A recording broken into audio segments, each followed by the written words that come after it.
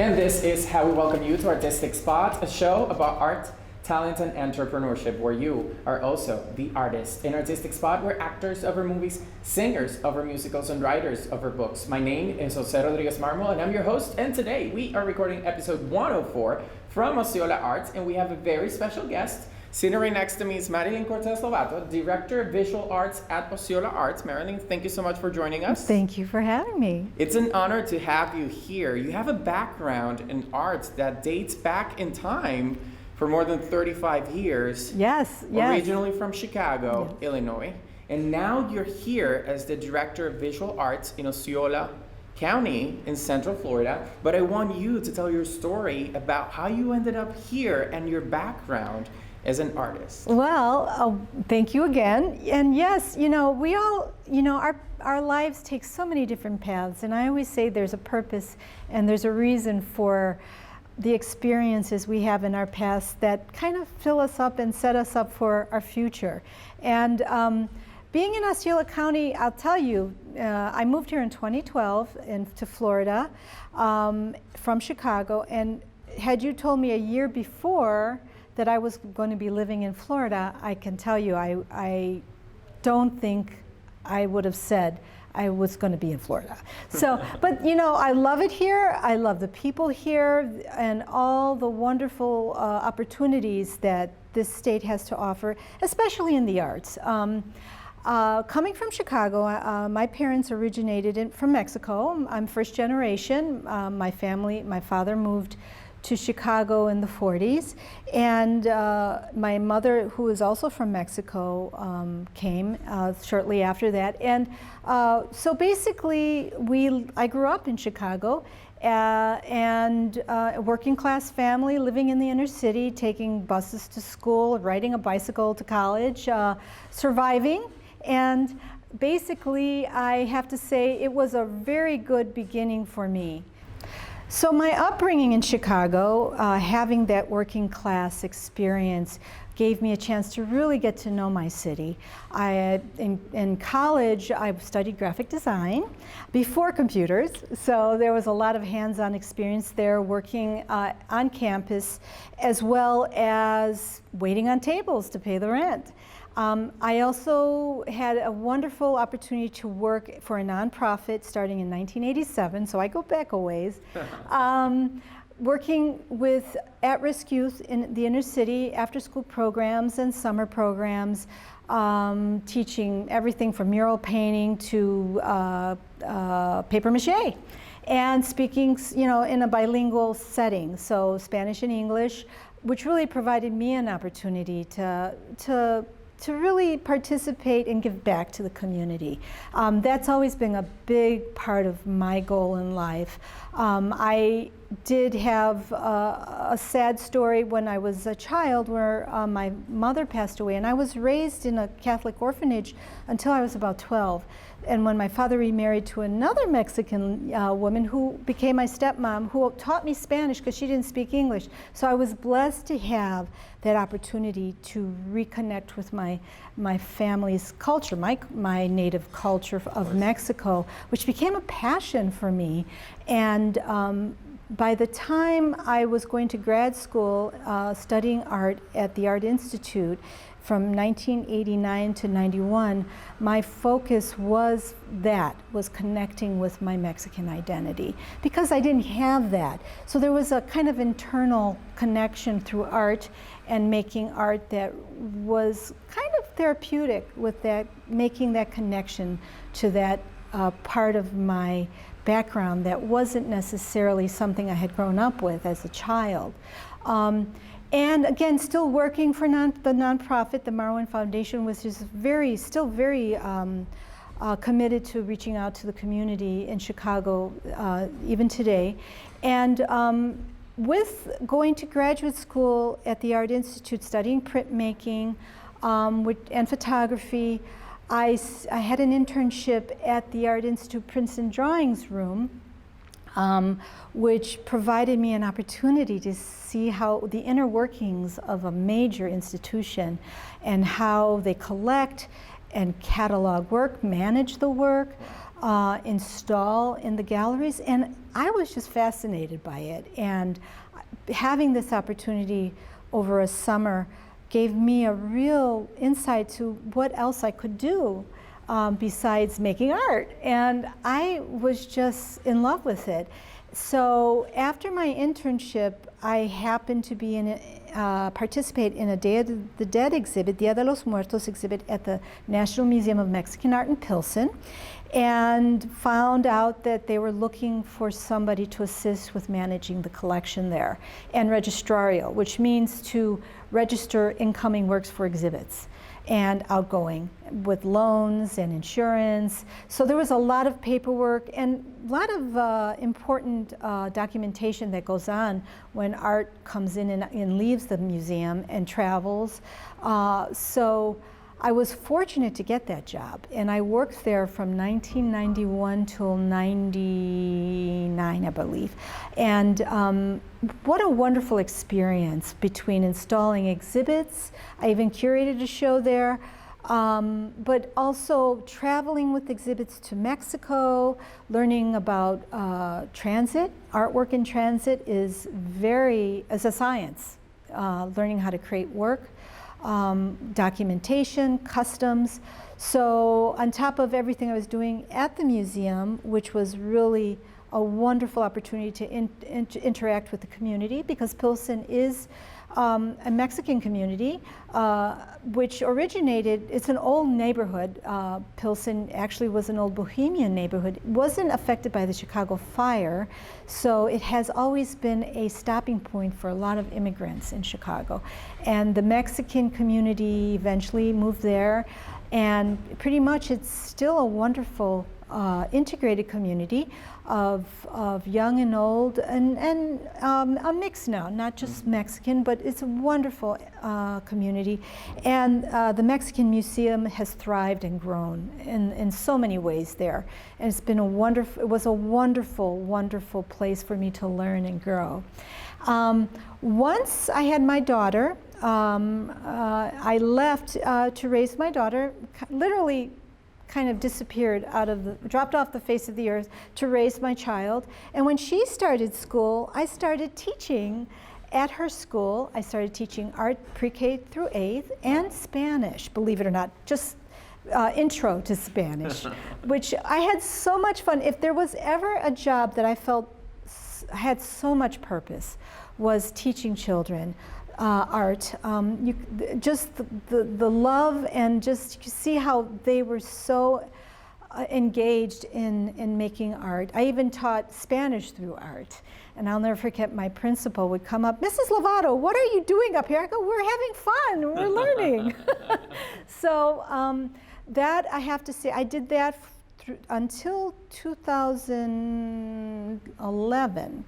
From the time my daughter started school, which was, I can't remember, but when she started kindergarten. And it was a Catholic school. So it was a wonderful mix of kids, mainly Hispanic kids.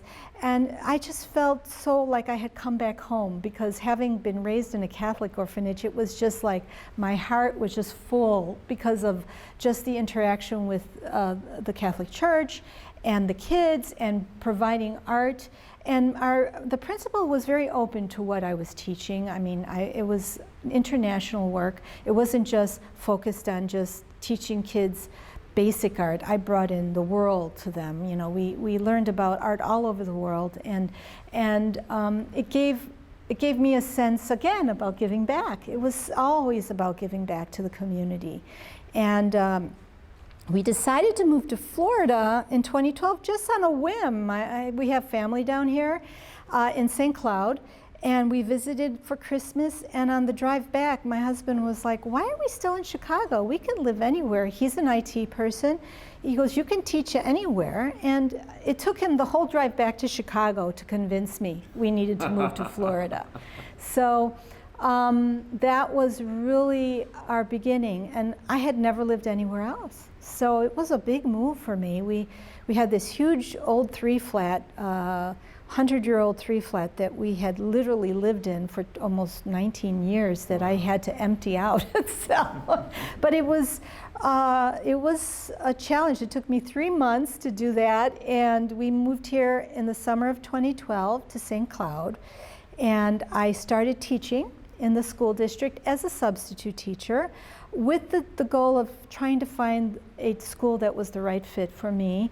And it never happened. Not that there wasn't one that wasn't the right fit. I just found Osceola Arts before that happened. I started teaching here at summer camp and decided, you know, we need to make this place, we have to fill this place with art because there were all these wonderful walls and nothing on them.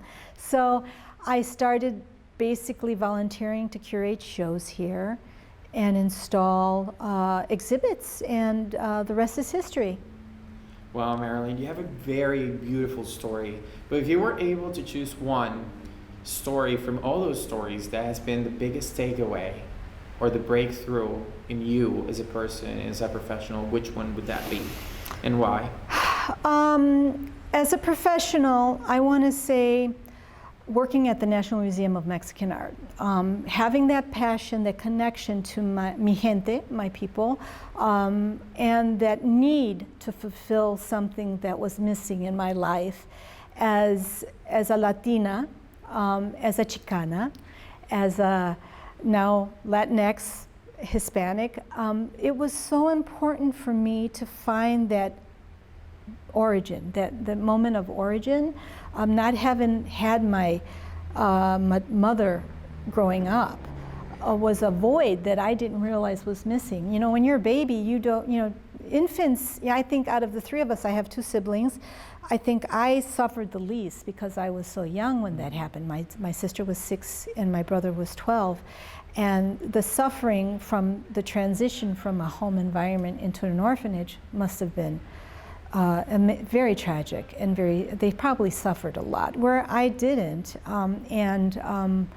But that void was there, and I think subconsciously I was trying to find it. And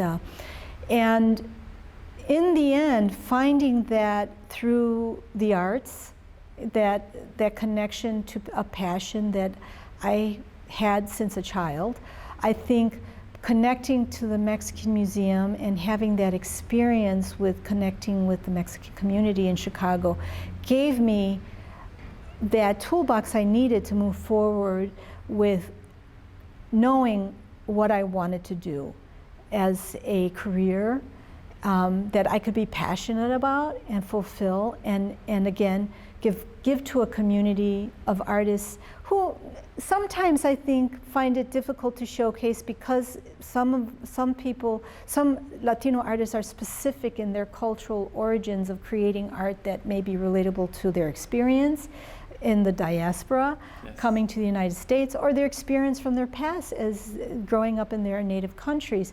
And sometimes I think that fit is difficult in a contemporary environment that is the gallery world of city life in so many cities in this country, where they're looking, a lot of galleries are looking for a specific type of art to communicate to the general public, not just Latinos or not just people who embrace Latin culture. So in that respect, I think that has been a real goal of mine, especially with this exhibit here for the Hispanic Heritage Month.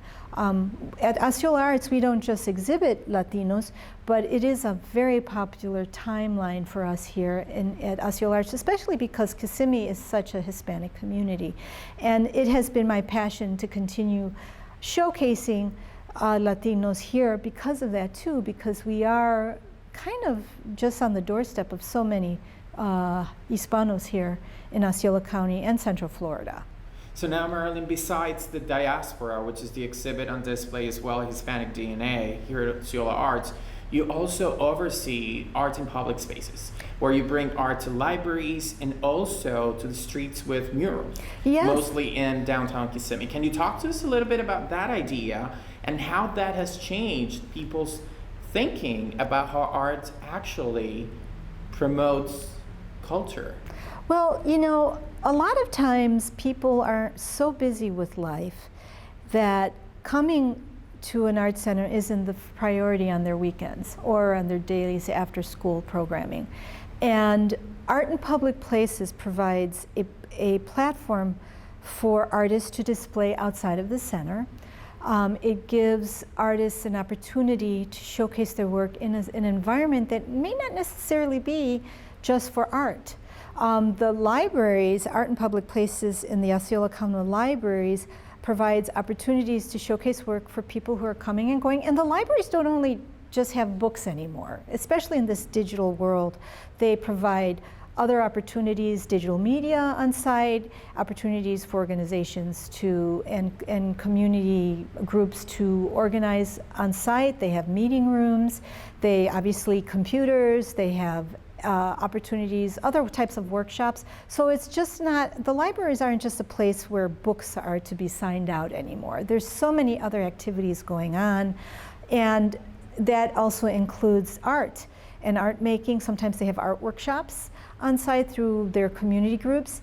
And so this provides an alternative way for artists to showcase and share with the community, and the community to be pleasantly surprised by getting a chance to see unique works of art, not just reproductions, but unique works of art created by artists within their community. And also at City Hall as well. At Kissimmee City Hall, we have 5 floors filled with art. So you'll have people who are navigating situations where they have to go to City Hall for permits or meetings that are city-based and community-based, and they're getting to see works, again, pleasantly surprised by artwork created by artists that live in the Central Florida community.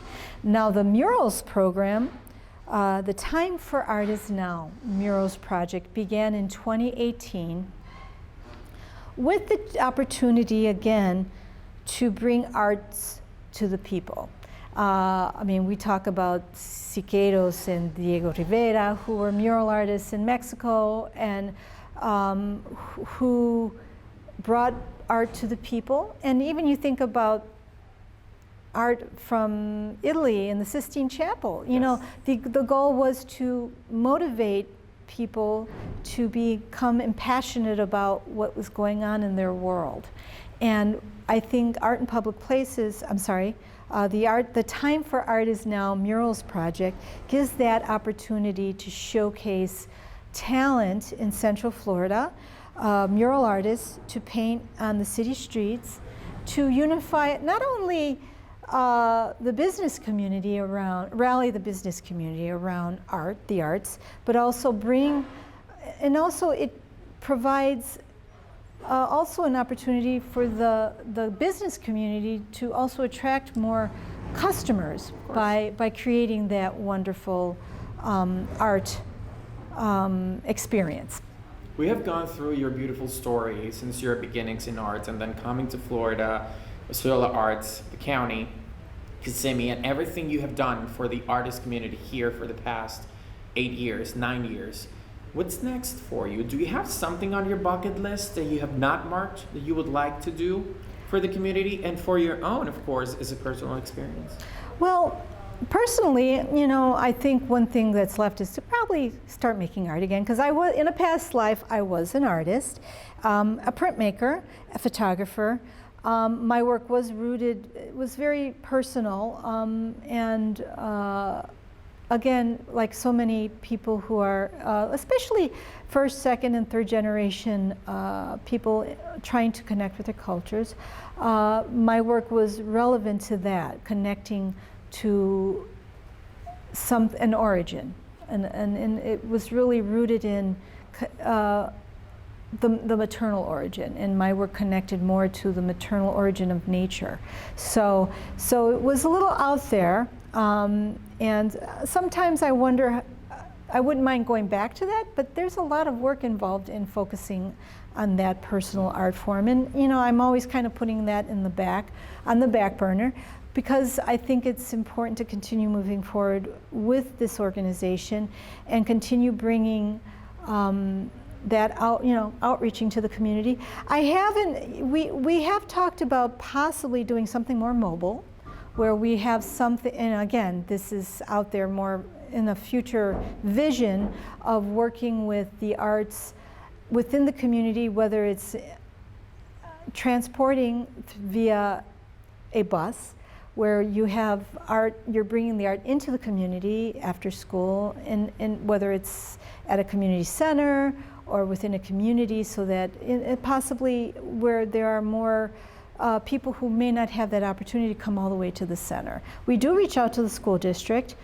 They do, prior to COVID, we were in the schools with theater programming, like for an hour, bringing the art to the kids, or they would be coming on field trips here, so with tours. So I'd love to see that happen again. We don't know when, but I love that opportunity for providing tours to kids, and they would get a little workshop here afterwards, an art workshop, after they got a tour of the galleries. And what kid doesn't remember? As an adult, I remember my field trips to to museums with the school.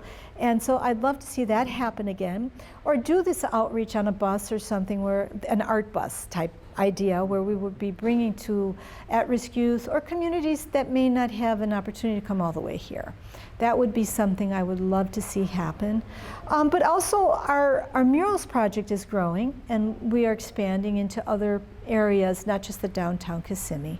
So those are things, and again, growing our art in public places to other venues as well, and just providing more opportunities for the community to come in, and also reaching out. So those are always the priorities for my vision as the visual arts director here. Again, we have so many other opportunities here at the center with art classes, after school, summer camp for kids, theater, youth, teen, and even for the little ones, we have theater opportunities for them to learn how to be in a play, yes, or musical, and also our theater programming throughout the year here. So it's a passion all of us here have.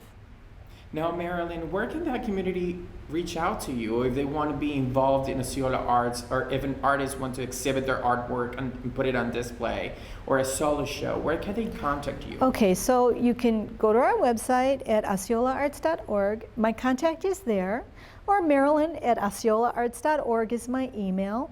So yeah, and all the contact information is on our website, and you'll see some of the information, if not most of the information, that of the scheduling for shows. I usually put a call for artists when we're doing a juried show.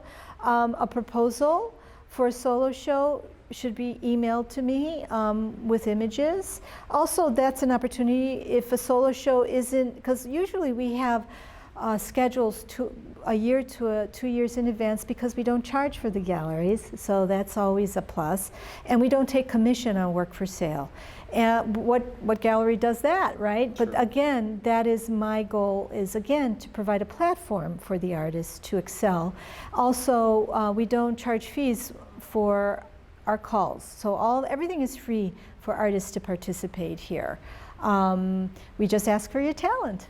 That's what we ask for. That's true. Yes. And it's the most important thing, to have a platform for every artist out there. They do not have necessarily to live in Osceola. They can live in other counties around Osceola County to be here. Correct? Yes, we've had people all the way from Miami to Jacksonville exhibit here. So, but you have to be a Florida resident to participate, and we've had people inquire out of state, but I think we have so much talent right here in Florida that our calendars are full. When it comes to Florida artists, we have plenty of talent right here. That's true. Yes. Marilyn, it has been an honor for me in Artistic Spot for us to have you on our show. But before we leave, I want you to give our audience a message. Whatever you want to tell them that comes from your heart, and how important it is to celebrate your heritage and where you come from. Oh my goodness. I think my goal in life, which I think should be everyone's goal in life, is to keep following your passion, even if it takes different paths. They all come back to one place, and that is to keep focused on following your passion, and never give up, because I think hard work and determination is what matters most, and people will see that in you as long as you have faith in yourself and in what you do. Always focus on that path. It's very important to keep moving forward. And looking back is good, but always keep a positive attitude on moving forward. I can't stress that more. Don't let those negative energies bog you down. Thank you, Marilyn. Once again, your story is amazing. Thank you for everything you have done for the artist community here in Central Florida. You are an inspiration. You are an asset to thank you. To this country, of course. You're an asset to this state and to the city. Thank you so much for being part of our story. Well, thank you for inviting me. I appreciate it. You guys are awesome. It's our pleasure. Thank you. And for those of you, our audience, don't forget to subscribe to our YouTube channel under Artistic Spot. Follow us on Instagram, RJJ Design. Check our Facebook page, JJ Arts and Design. And of course, don't forget to tune us back in next week for episode 105 in Artistic Spot, where you are also the artist.